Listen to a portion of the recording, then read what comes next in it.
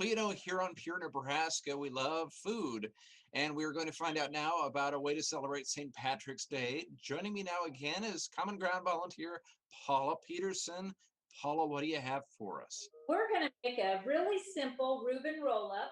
We're using crescent rolls that we just tear into the triangles.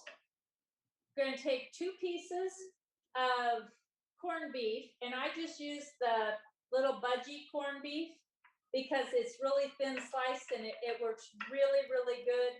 And then you take your sauerkraut, mix it with a little Thousand Island dressing, and then you just take a good glop.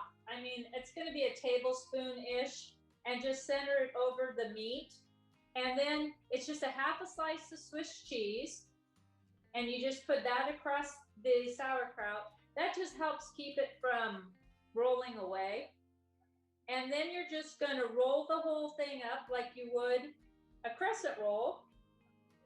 And then you'll bake it for about 20 minutes until light golden brown, just like if you were doing a pig in the blanket, it'd be about that same thing.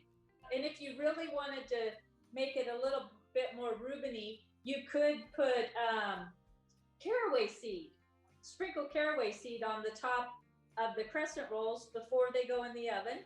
And so this is what it looks when it goes in the oven.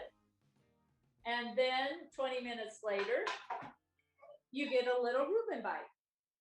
And I do a lot of this with, I'll use like a ham and turkey is what kind of gave me the idea from the start of it, because I just do little roll-ups with ham and turkey and cheese and bacon, and you know, so I thought, well, this would be a fun little way to do it for St. Patrick's Day.